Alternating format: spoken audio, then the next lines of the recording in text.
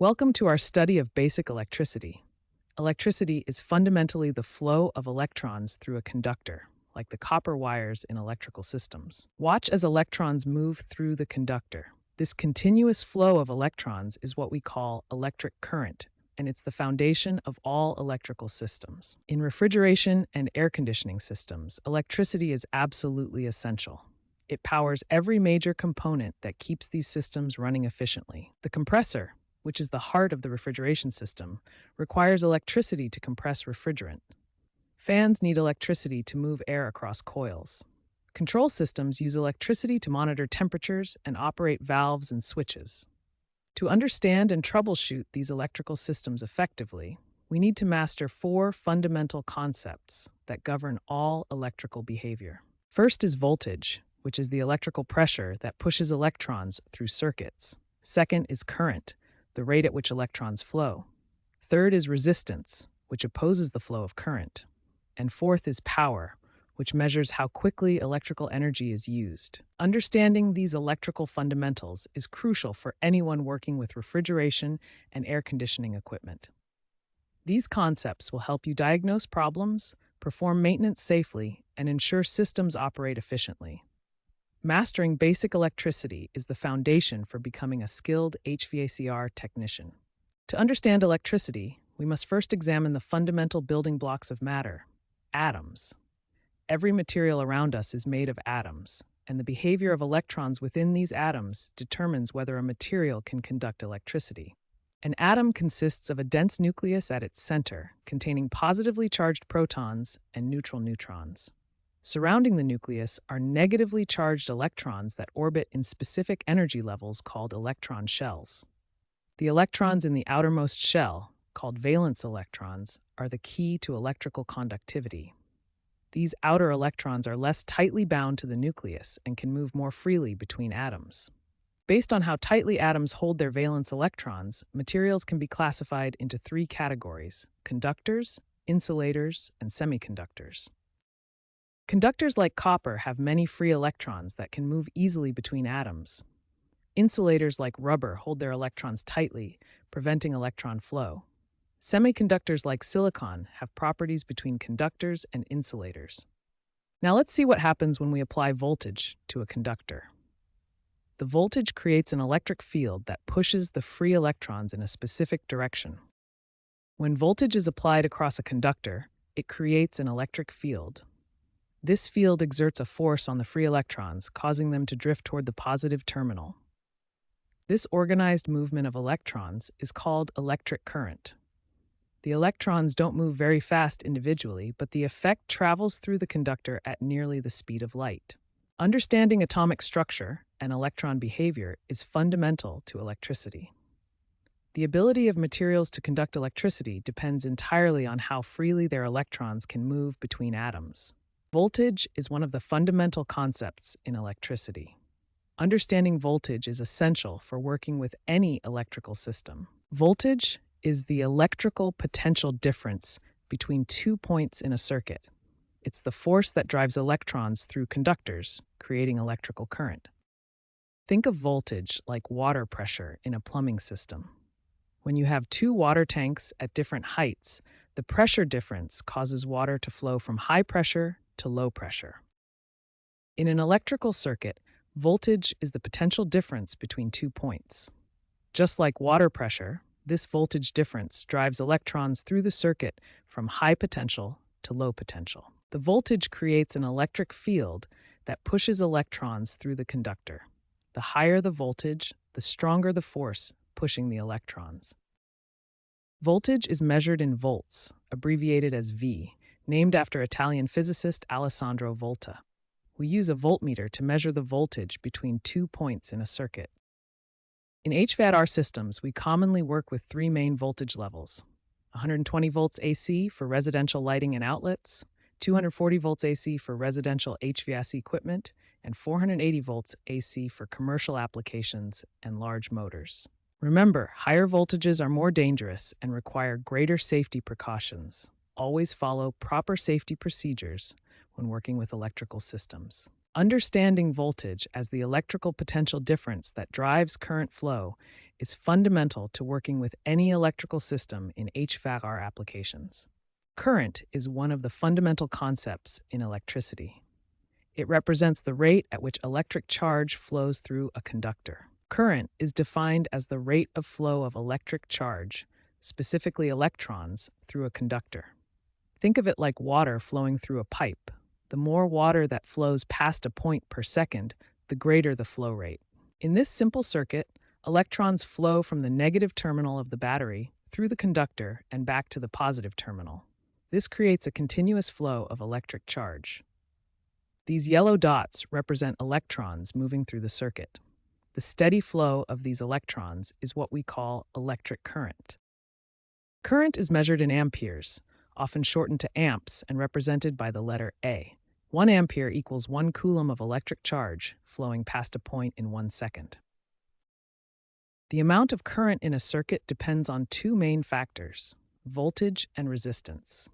Higher voltage pushes more current through the circuit, while higher resistance opposes current flow. There are two main types of current: direct current, or DC, where electrons flow in one constant direction, and alternating current, or AC, where the direction of electron flow changes periodically. In HVAC/R systems, alternating current is primarily used because it's the standard for household and commercial electrical systems. AC power can be easily transformed to different voltage levels and is more efficient for long-distance transmission. Understanding current as the flow of electrons is essential for working with electrical systems. Whether it's DC or AC, current measurement in amperes helps us design and troubleshoot electrical circuits safely and effectively. Resistance is the opposition to the flow of electric current in a circuit. Think of it like friction that slows down the movement of electrons through a conductor.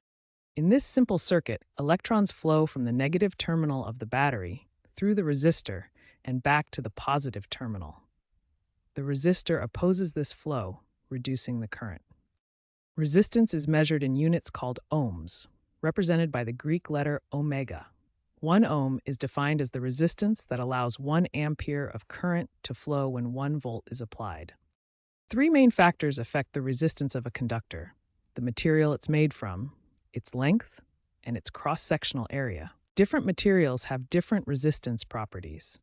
Metals like copper have low resistance and are good conductors. Materials like rubber have high resistance and are good insulators. The length of a conductor affects its resistance. Longer conductors have higher resistance because electrons must travel farther and encounter more obstacles. The cross-sectional area also affects resistance. Thicker conductors have lower resistance because they provide more space for electrons to flow, like a wider highway allowing more traffic. Ohm's law is a fundamental relationship in electrical circuits. It states that voltage equals current times resistance. This law helps us calculate any one of these three quantities when we know the other two. For example, if we have a 12-volt battery connected to a 4-ohm resistor, we can calculate the current by dividing voltage by resistance. 12 volts divided by 4 ohms equals 3 amperes. Understanding resistance is crucial for electrical work. It determines how much current will flow in a circuit and helps us design safe and efficient electrical systems. Ohm's law is the most fundamental relationship in electrical circuits.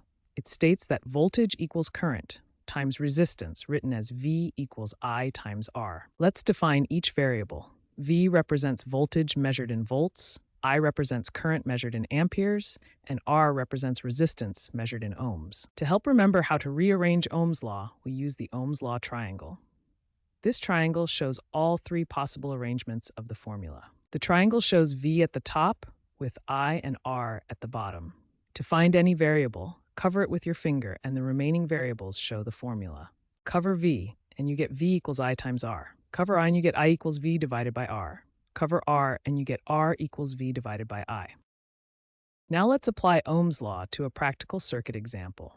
We have a simple circuit with a 12-volt battery and a 4-ohm resistor.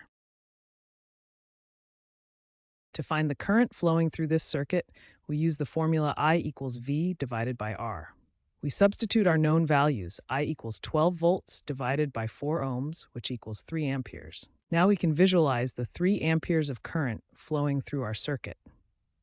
The current flows from the positive terminal of the battery through the resistor and back to the negative terminal. It's crucial to use the correct units when applying Ohm's law. Voltage must be in volts, current in amperes, and resistance in ohms for the calculations to be accurate. Remember, Ohm's law is your fundamental tool for analyzing electrical circuits. Whether you need to find voltage, current, or resistance, this simple relationship will guide your calculations and help you understand how electrical circuits behave. Electrical power is a fundamental concept in electricity that describes the rate at which electrical energy is transferred or consumed in a circuit. Think of power as how fast energy flows from a source to a load. The faster the energy transfer, the higher the power. Power is measured in watts, named after James Watt. The basic power formula shows that power equals voltage times current. Here's a simple circuit with a 12-volt battery supplying 2 amperes of current to a resistor. We can calculate the power consumed by the resistor. Using the power formula, we multiply 12 volts times 2 amperes to get 24 watts of power consumed by the resistor. By combining the basic power formula with Ohm's law, we get 3 different ways to calculate power, depending on which values we know. For larger power measurements, we use kilowatts. 1 kilowatt equals 1,000 watts. This unit is commonly used for household appliances and industrial equipment. For example, an LED bulb uses about 10 watts, a microwave uses 1 kilowatt, and an electric car motor might use 100 kilowatts of power. Here's a practical example. A heater draws 5 amperes from a 240-volt supply. The power consumed is 240 volts times 5 amperes, which equals 1,200 watts or 1.2 kilowatts. In a series circuit, electrical components are connected end-to-end, creating a single continuous path for current to flow. Understanding series circuits is fundamental to electrical theory. Here, we have a series circuit with a 12-volt battery connected to 3 resistors. Notice how each component connects to the next, forming one continuous loop with no branches. The key characteristic of a series circuit is that current has only one path to follow. The same amount of current flows through every component in the circuit. In our example, 2 amperes of current flows through every part of the circuit. This current is the same whether we measure it at the battery, through resistor 1, resistor 2, or resistor 3. In a series circuit, the total resistance equals the sum of all individual resistances. We simply add them together. 2 ohms plus 3 ohms plus 1 ohm equals 6 ohms total. Each resistor in a series circuit drops a portion of the total voltage. Using Ohm's law, we can calculate these voltage drops. Resistor 1 drops 4 volts, resistor 2 drops 6 volts, and resistor 3 drops 2 volts. Notice that these voltage drops add up to exactly 12 volts, which equals our battery voltage. This demonstrates Kirchhoff's voltage law. The sum of voltage drops in a series circuit equals the source voltage. To summarize series circuits, they provide a single path for current flow. The same current passes through all components. Total resistance equals the sum of individual resistances, and voltage drops across components add up to the source voltage. These principles are essential for analyzing and designing electrical circuits. In parallel circuits, components are connected across each other, creating multiple pathways for electrical current to flow through the circuit. Let's build a parallel circuit step by step.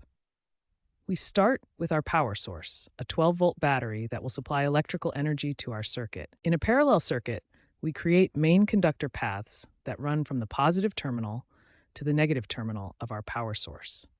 Now we add our components in parallel branches. Each resistor is connected between the same 2 points, creating separate paths for current to flow. The key characteristic of parallel circuits is that current has multiple paths to flow. Watch as electrons flow from the positive terminal through each branch simultaneously. Now let's examine the voltage characteristics of parallel circuits. This is one of the most important principles to understand. In parallel circuits, the voltage across each branch is identical and equals the source voltage. Every component experiences the full battery voltage. As we can see, each resistor has 12 volts across it, the same as our battery voltage.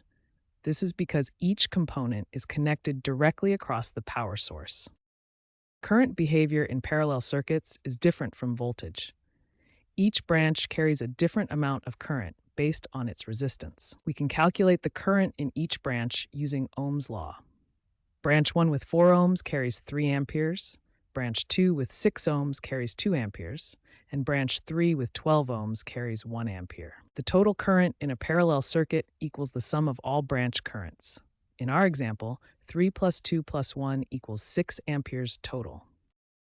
Calculating total resistance in parallel circuits requires a special formula using reciprocals. This is because parallel paths provide easier routes for current flow. Using the reciprocal formula, we add 1 over 4 plus 1 over 6 plus 1 over 12. Finding a common denominator gives us 6/12, so our total resistance is 2 ohms. Notice that the total resistance of 2 ohms is less than any individual resistor. This is a key characteristic of parallel circuits. Adding parallel branches always decreases total resistance. Parallel circuits provide multiple pathways for current, maintain constant voltage across branches, sum individual currents for total current, and use reciprocal calculations for total resistance. Series parallel circuits combine elements of both series and parallel circuits in the same circuit. These circuits are common in real-world applications and require a systematic approach to analyze. To analyze a series parallel circuit, we must identify which components are in series and which are in parallel. In this circuit, R1 is in series with the parallel combination of R2 and R3. Step 1. Calculate the equivalent resistance of the parallel combination. For R2 and R3 in parallel, we use the formula 1 over R parallel equals 1 over R2 plus 1 over R3. Step 2. Replace the parallel combination with its equivalent resistance. Now we have R1 in series with the equivalent parallel resistance of 4 ohms. Step 3. Calculate the total current using Ohm's law. With 12 volts and 8 ohms total resistance, the current is 1.5 amperes. Step 4. Find individual voltages and currents. The current through R1 is the same as total current since it's in series. The voltage across the parallel combination can be found using Ohm's law. Series parallel circuits are commonly found in HVAR systems.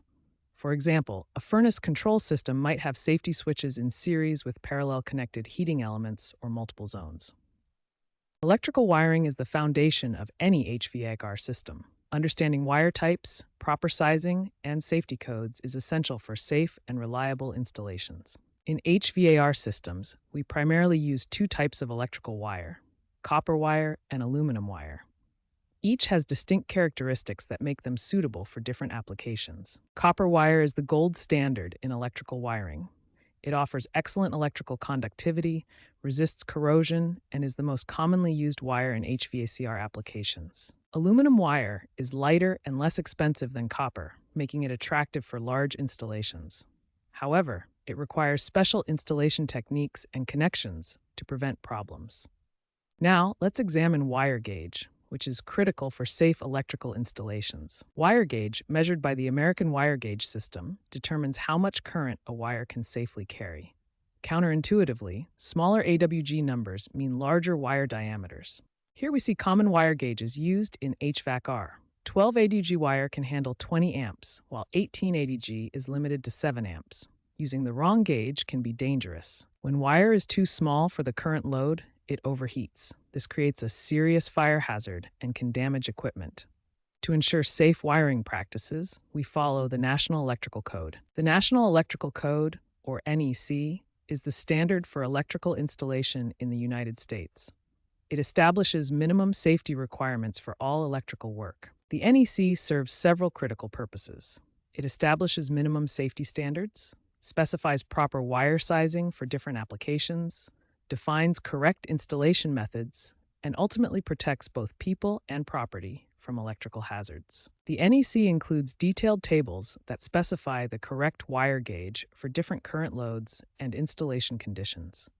Following these requirements is not just good practice, it's the law. Proper electrical wiring requires understanding wire types, selecting the correct gauge for the current load, and following NEC requirements.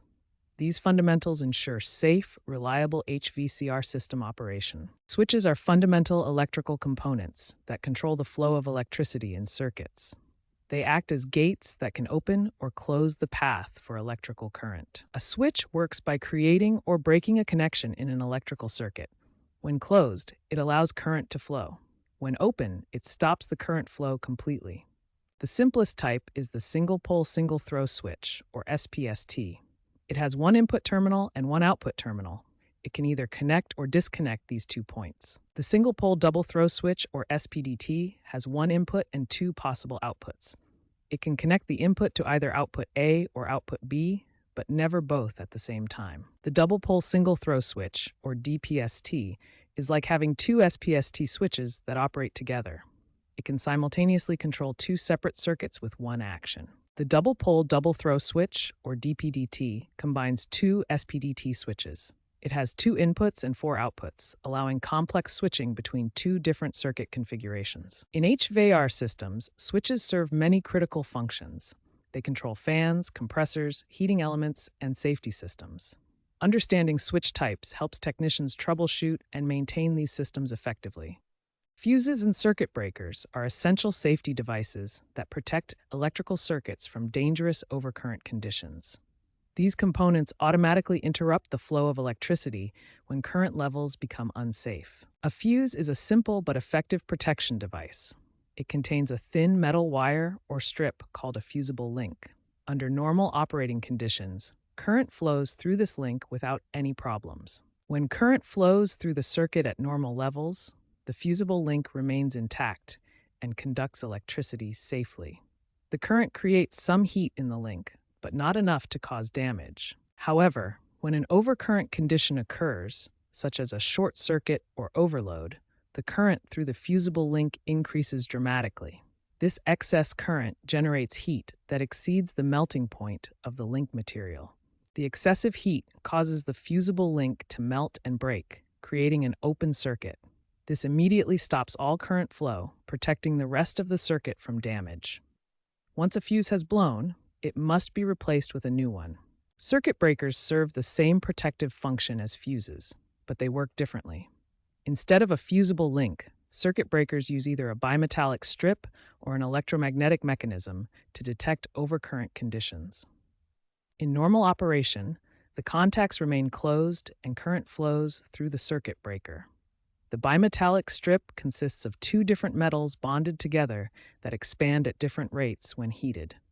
When overcurrent occurs, the excess heat causes the bimetallic strip to bend. This bending motion triggers a mechanism that separates the contacts, breaking the circuit.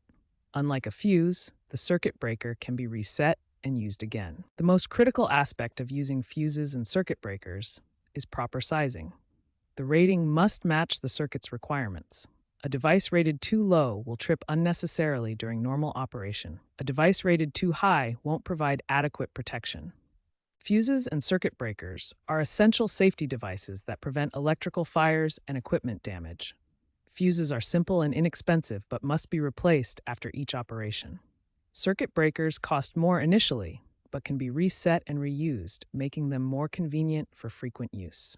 Transformers are essential electrical components that change voltage levels in electrical circuits. They can either step voltage up to higher levels or step it down to lower, safer levels for different applications. A transformer consists of 2 main parts, an iron core and 2 separate coil windings. The iron core provides a path for the magnetic field, while the primary winding receives input voltage and the secondary winding delivers output voltage. The key principle of transformer operation is electromagnetic induction. When alternating current flows through the primary winding, it creates a changing magnetic field that induces voltage in the secondary winding.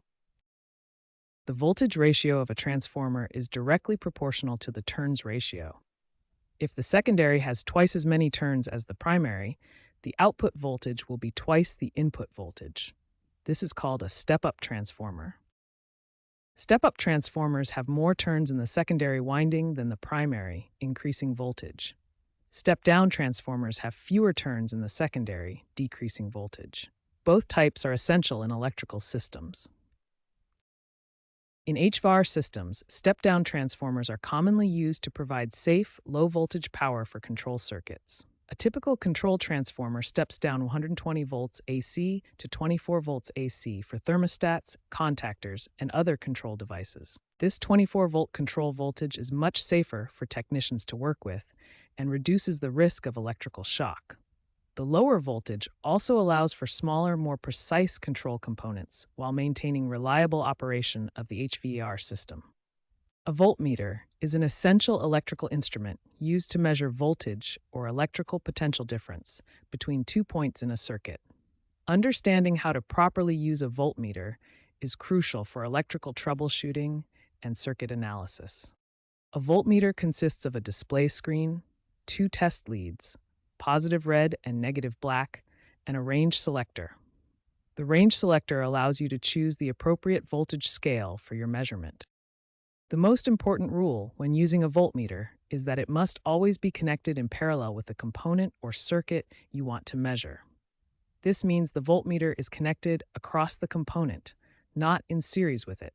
Notice how the voltmeter is connected across the resistor, creating a parallel path. The red positive lead connects to one side of the component, and the black negative lead connects to the other side. Before taking any measurement, you must select the appropriate voltage range on your voltmeter. Always choose a range that is higher than the voltage you expect to measure. This prevents damage to the meter and ensures accurate readings. For example, if you expect to measure around 12 volts, you would select the 20-volt range. If you're unsure, start with the highest range and work your way down for better precision. Modern digital voltmeters display the voltage reading directly on a digital screen. The reading shows the voltage value, followed by the unit, which is volts, represented by the letter V. This reading shows 12.47 volts. The decimal places provide precision in your measurement. Here we see a lower voltage reading of 0.85 volts. Notice how the meter can measure both high and low voltages accurately. This final reading shows 24.3 volts, demonstrating the meter's ability to measure various voltage levels with precision. Remember these important safety tips when using a voltmeter. Always connect in parallel. Select the appropriate range. Connect leads correctly with red to positive and black to negative. And turn off power when making connections for safety. An ammeter is an essential electrical instrument used to measure current flow in a circuit. Understanding how to properly use an ammeter is crucial for electrical troubleshooting and circuit analysis. An ammeter measures electrical current, which is the flow of electrons through a conductor. The measurement is displayed in amperes or amps. The key characteristic of an ammeter is that it must be connected in series with the circuit.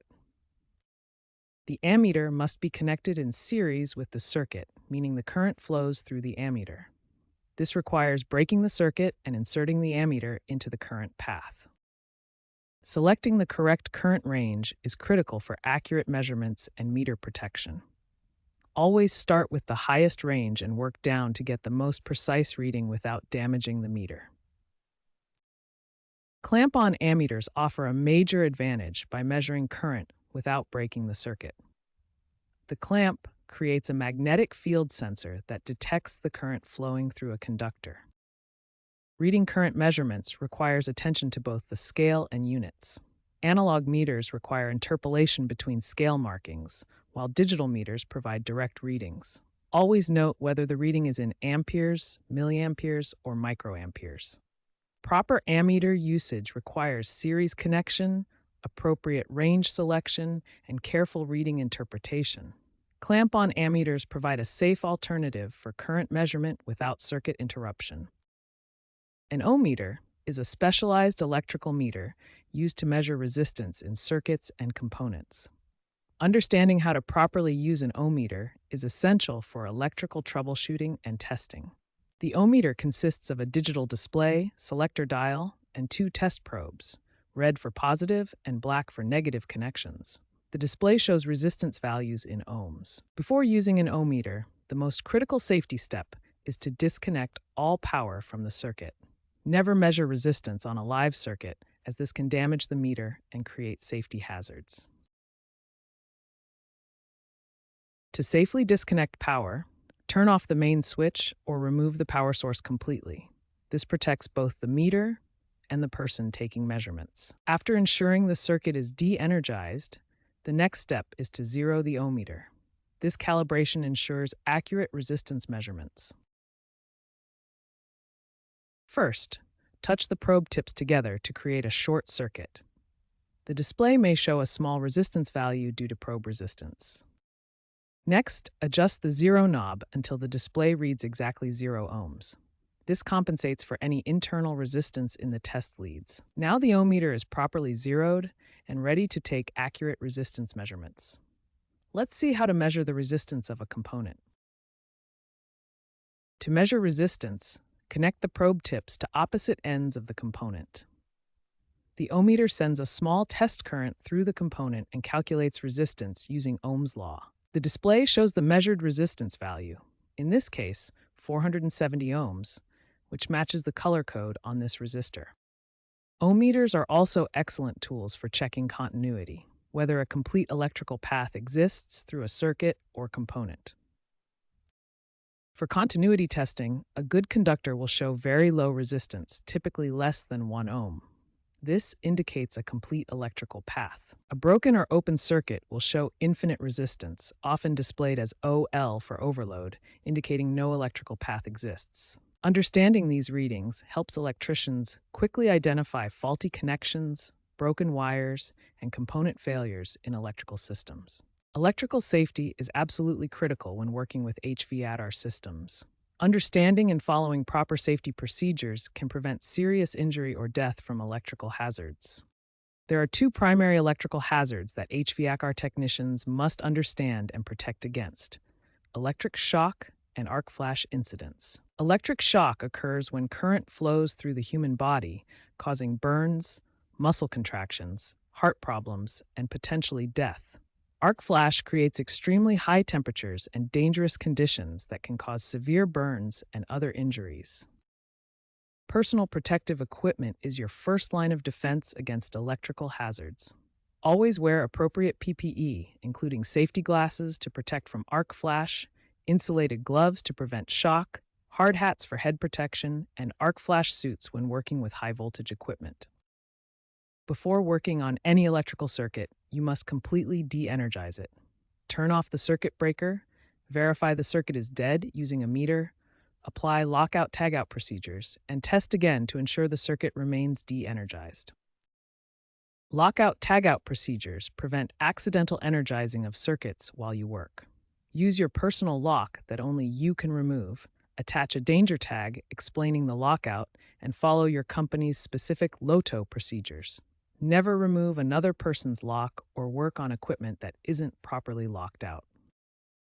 Remember that electrical safety is not optional. No job is worth risking your life. When in doubt, ask for help from experienced technicians or supervisors. Always follow all safety procedures and never take shortcuts when it comes to electrical work. Troubleshooting electrical circuits requires a systematic approach to identify and resolve problems efficiently.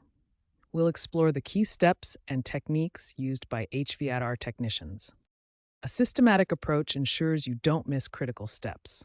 First, gather information about the problem. Then study the wiring diagram to understand the circuit. Perform a visual inspection, test with a multimeter, isolate the problem, and finally repair and verify the fix. Wiring diagrams are essential for troubleshooting. They show circuit paths, identify components, reveal connections, and guide you to the right testing points. Never attempt to troubleshoot without first understanding the circuit layout. There are 3 main types of electrical faults you'll encounter: open circuits, short circuits, and ground faults. Let's examine each one and how to identify them. An open circuit occurs when there's a break in the electrical path. Current cannot flow, so the multimeter shows infinite resistance or overload. Components won't operate because no current can reach them. A short circuit creates an unintended low-resistance path for current. This bypasses the normal load and can cause excessive current flow. The multimeter shows very low or zero resistance across the short. A ground fault occurs when current finds an unintended path to ground. This can be dangerous and may cause equipment damage or personal injury. The multimeter shows low resistance between the circuit and ground when it should be very high. The multimeter is your primary diagnostic tool.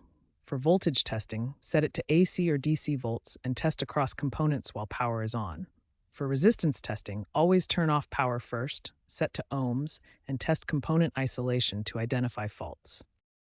Follow this systematic checklist for effective troubleshooting. Always prioritize safety by turning off power first. Study the wiring diagram, perform visual inspection, test voltage at key points, check component resistance, verify ground connections, and always test your repair before closing up the system. Wiring diagrams are essential blueprints that show how electrical components connect in HVAC systems. Learning to read these diagrams is crucial for installation, maintenance, and troubleshooting. First, we need to understand the standard symbols used in electrical diagrams. Each symbol represents a specific component and follows industry standards. Here are 6 fundamental symbols you'll encounter in HVAC wiring diagrams. The switch shows an open contact, the relay coil represents electromagnetic control, and the motor is shown as a circle with the letter M. The transformer uses 2 curved lines representing coils, the fuse is a rectangle with a line through it, and ground is shown with decreasing horizontal lines. Now let's learn how to read an actual wiring diagram. We'll start with a simple control circuit that shows how components connect together. Here's a basic control circuit. We have 2 power lines, L1 and L2, which provide the electrical supply. Components are connected between these lines to create a complete circuit path. The circuit includes a switch for manual control, a relay coil for automatic operation, and a motor as the load.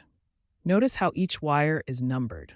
This helps technicians identify connections during installation. To understand how electricity flows, we trace the circuit path. Current flows from L1 through the closed switch, energizes the relay coil, continues to the motor, and returns to L2, completing the circuit. Here are 5 essential tips for reading wiring diagrams effectively. Always start by identifying the power sources, then follow wire numbers to understand connections. Distinguish between control circuits that operate at lower voltages and power circuits that supply motors and loads. Always check component ratings and look for safety devices. Understanding wiring diagrams is essential for HVACR technicians.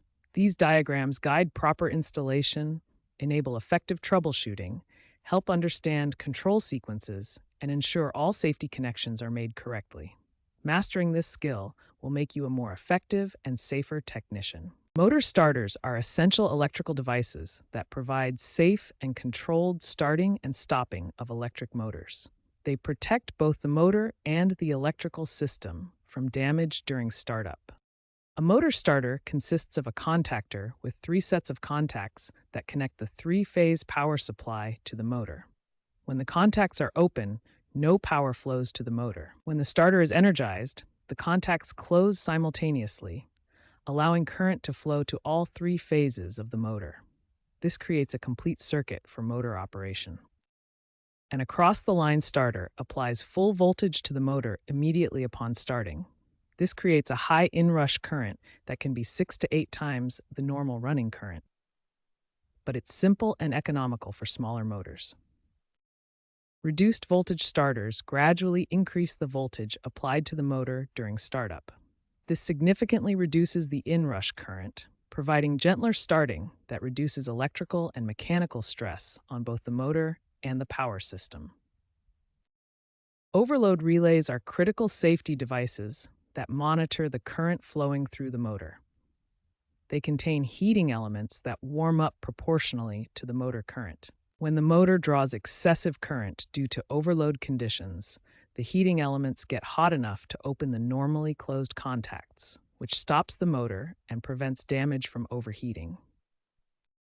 A complete motor control circuit includes start and stop buttons, the contactor coil, and auxiliary contacts. The start button is normally open, the stop button is normally closed, and auxiliary contacts provide a holding circuit to keep the motor running after the start button is released. When the start button is pressed, Current flows through the stop button, start button, and energizes the contactor coil. The auxiliary contact closes to maintain the circuit even after the start button is released. Pressing the stop button breaks the circuit and de-energizes the contactor. Motor starters are essential in HVAC systems for controlling compressor motors, condenser fans, blower motors, and pump motors. They protect these expensive motors from damage, reduce electrical system stress, and enable both manual and automatic control of HVAC equipment. We've covered a comprehensive range of electrical fundamentals essential for HVAC technicians. Let's review the key concepts that form the foundation of electrical work in heating, ventilation, air conditioning, and refrigeration systems. Voltage is the electrical pressure that pushes electrons through a circuit. Current is the actual flow of electrons. Resistance opposes this flow. These three concepts work together in every electrical system. Ohm's law shows the mathematical relationship between voltage, current, and resistance. Voltage equals current times resistance. This fundamental equation helps us calculate unknown values in any circuit. We explored series circuits where current flows through one path and parallel circuits where current divides among multiple paths. Each type has unique characteristics for voltage and current distribution. We covered essential electrical components including switches for control, fuses and breakers for protection, transformers for voltage conversion, meters for measurement, and motor controls for HVAC equipment operation. Safety is paramount in electrical work. Always turn off power before working, use proper personal protective equipment, test circuits before touching, and follow lockout-tagout procedures. These practices prevent injuries and save lives. These electrical fundamentals directly apply to HVAC systems. Understanding voltage, current, and resistance helps you troubleshoot compressors, fans, and control circuits. Proper electrical knowledge ensures efficient system operation and prevents costly failures. Continue practicing these electrical concepts in real-world situations. Build your confidence through hands-on experience with actual HVAC equipment. Mastering these fundamentals will make you a more effective and safer technician.